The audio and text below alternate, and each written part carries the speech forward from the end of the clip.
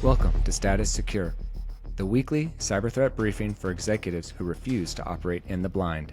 Hosted by the Watcher 6 Collective, uniting former Army Special Forces and Naval Special Warfare Communications operators, alongside an industry-leading CISO nominated for Cybersecurity Woman of the World. We cut through the noise and give you the operational intelligence you need for mission success in a hostile digital environment. The enemy is listening. Is your status secure? Welcome to Status Secure.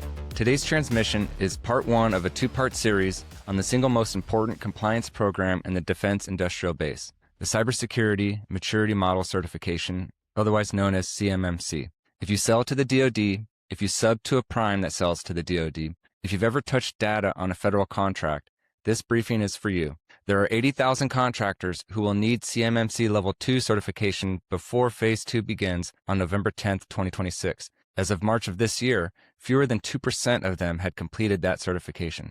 We are going to spend 2 episodes making sure you are not in the other 98%. Today, part 1, what CMMC is, where it came from, who it applies to, and what it actually requires. And then next week on part 2, the deadline for Phase 2, and we'll discuss that and what it means for you. So CISO, set the table for us. Why does CMMC exist? Okay, so the origin story. The DoD did not invent CMMC because they wanted more paperwork, because there's already a lot of, frameworks and standards out there, as we know. There's all the NIST standards, right? There's the ISO standards, there's all that. The DoD created CMMC because the defense industrial base was bleeding intellectual property, because nation-state threat actors were actually obtaining their sensitive data.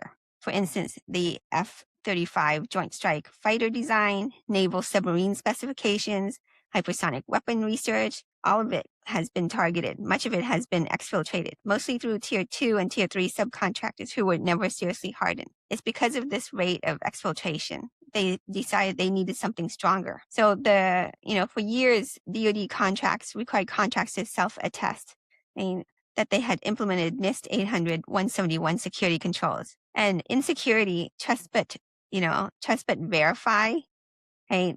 That's a foundation, and it wasn't even being implemented. So the fact that, the subcontractor could just say, trust us, we've implemented these controls. That's part of the reason why, there were so many problems and there was no enforcement.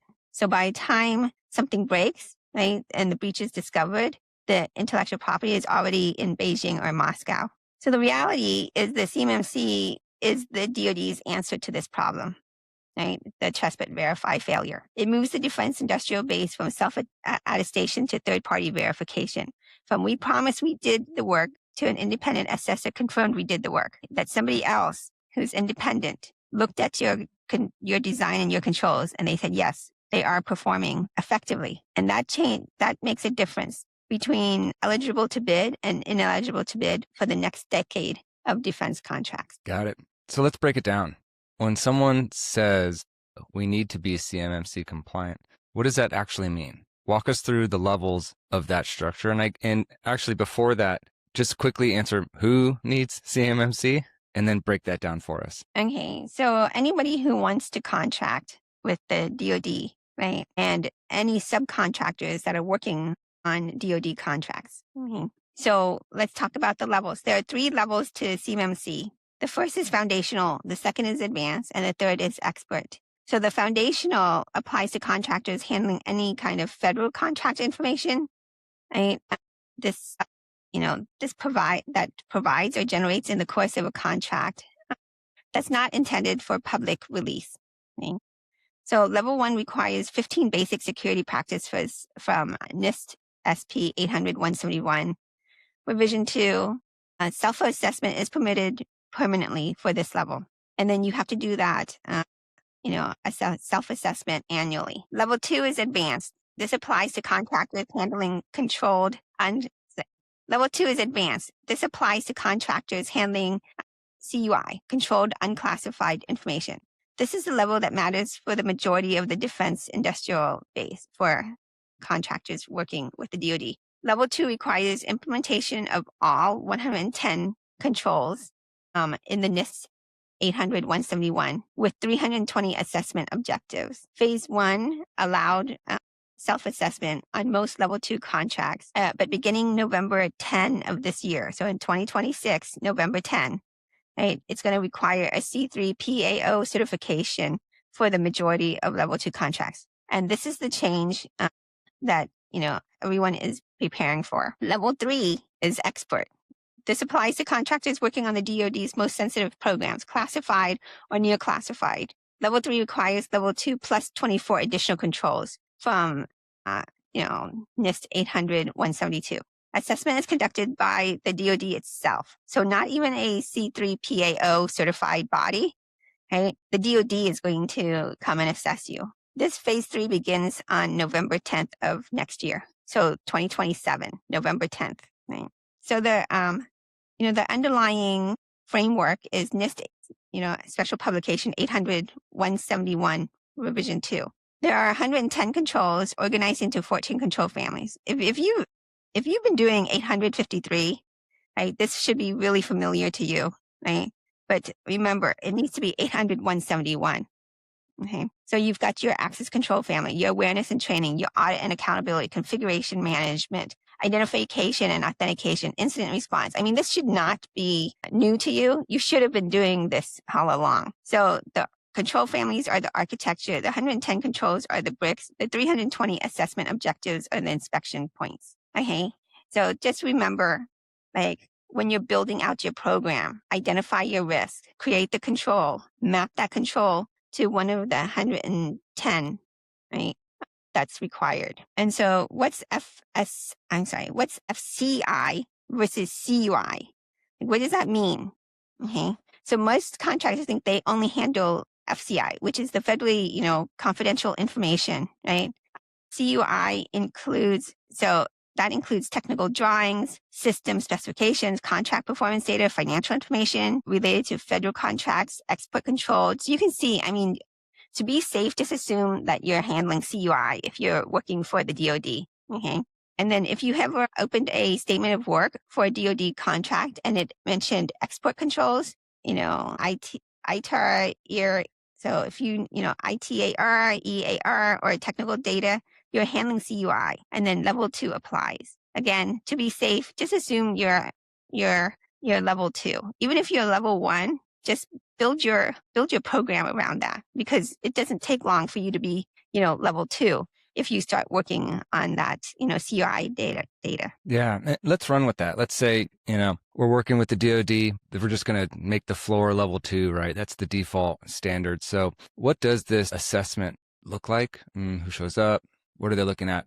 How does that all work? Okay, so the C3 PAO, right, which is a certified third-party assessor organization, it's an outside firm authorized by the Cyber AB to conduct CMMC Level 2 certification assessments. There are currently fewer than 80 authorized C3 PAOs in the country and only about 800 certified CMMC assessors. So the DoD estimates that, there's going to be a need of about 2,000 to 3,000 assessors to clear the certification backlog.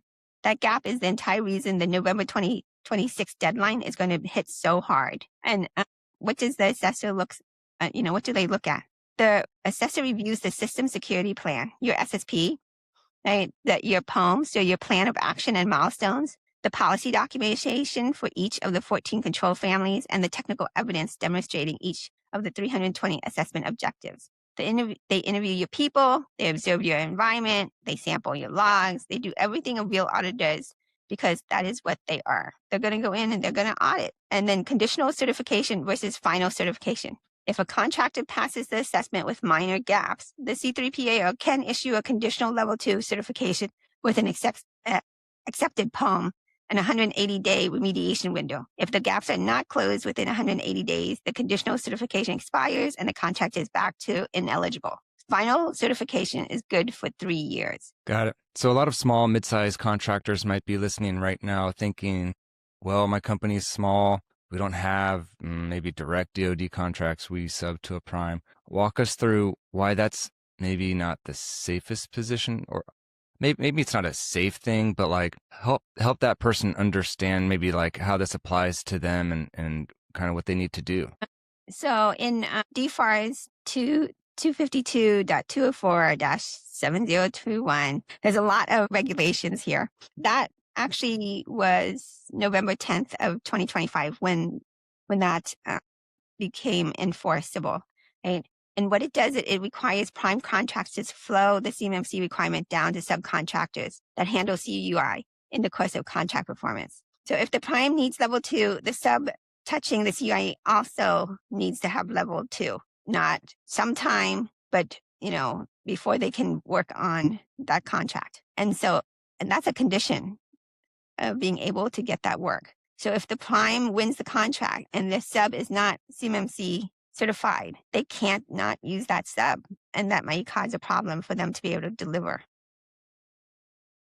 Okay, so so like Lockheed Martin, Boeing, Northrop, the big Raytheon, the big primes, they've already issued supplier directives demanding CMMC compliance documentation, right? So if you've ever bid on a contract, that they're going to put in the bid requirements, some certifications. So these big primes have already put it into their requirement. If you don't have a CMMC certification, you cannot, you can't be put on as their sub. And so they're not going to add you onto the contract bid. They're not waiting until the November deadline to enforce this. They're already putting it into their procurement supply chain processes, right?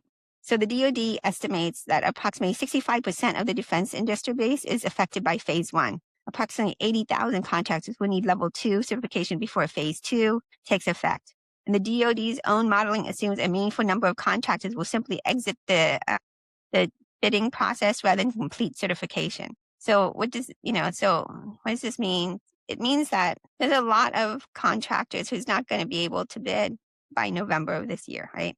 So it's because it's not enough to certify your own organization. Under DFARS flowdown, the prime is now responsible for ensuring its subs are also certified.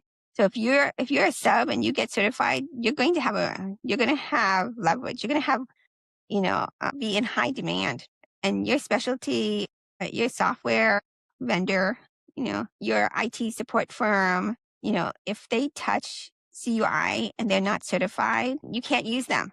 And now that becomes the prime's problem. That's your problem, right?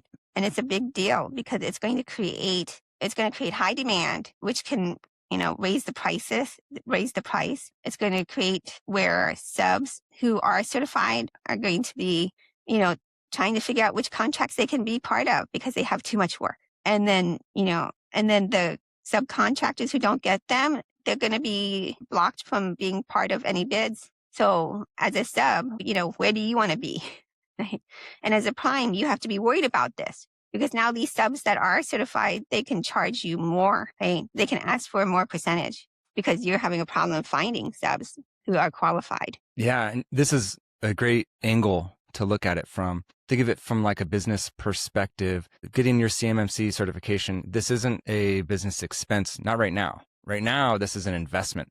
It's an investment that's going to put you at the top of the stack to securing more deal flow in your pipeline. So if you look at it from that perspective, you're in this window where you can have this certification that kind of opens the doors for you to secure more contracts and secure more deals and bring in more business than maybe next year, the year after, as more people as this becomes common where everybody has it. And then where it does basically become that business expense to just play in this field, which it is, but because not everybody has it, it's a great opportunity to get ahead of the curve, right? And to get on more contracts, right? And to build your business. So that's where we're at. So if you're in that kind of category where you're going, I don't know.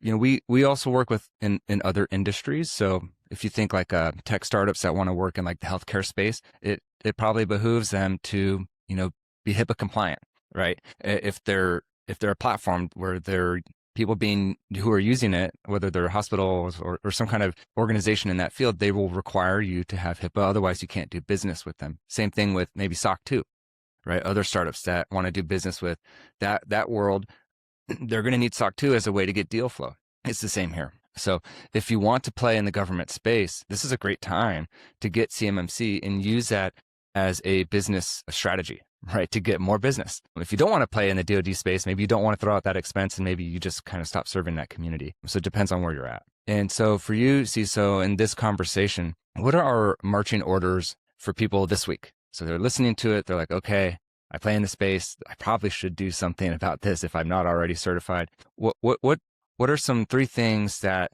they can do this week to help them kind of move the needle forward and also to prepare them for, phase 2, which is coming up in November? So 3 things. The first is determine what your required level is. Take a look at your contracts that you've already completed, that you've won. Look at, your contract pipeline, opportunities involving CUI, the things that you're going to be wanting to be part of or bid on, in the next 24 months. Take a look at that, because first you need to identify which level you want to play in, right? Which level you're going to be part of. Second is pull your current, your supplier performance risk system score. You should know that off the top of your head. If you don't, that's one of the first things that your assessor is going to identify is you don't know what your SPRS score is. You need to know that. Okay. Third is identify, like, if you're going to be doing work that has CUI, identify ahead of time where that CUI is going to live in your environment. Right? Know that. Know your SSP, your system security plan. Where the file shares are the place where CUI often lives. Like, identify those. Really understand, like, okay, is it in your email? Are you going to be, is it in your email system? What about your endpoints? What about your cloud? Right? If you can't draw the boundary around CUI on a whiteboard in 5 minutes, your assessment's going to fail. Right? You have to know what you're protecting. So those are the 3 things that you need to do right away. Got it. So as we discussed, CMMC is not a checkbox. It's not a certificate on the wall. It's the new floor of eligibility to do business with the DoD, and for good reason, right? We don't just want to say we're secure. We want to be secure. And that floor goes up on November 10th. So today we've kind of set the foundation, kind of everything you need to know about CMMC. And then next week on part 2, we're going to specifically talk about what phase 2 is, what the deadlines are, all the things about that so that you're prepared. So mission success starts with an understanding of the system that you're operating inside of. So let's execute the standard, and we'll see you next week for part 2. Mission success isn't about luck. It's about preparation. You've heard the intel. Now, go put it to use. If you need to verify your security posture, I've established a secure line at watcher6.com/secure. Go there to get the briefing the enemy doesn't want you to have. We'll see you next week. Until then, keep your head on a swivel.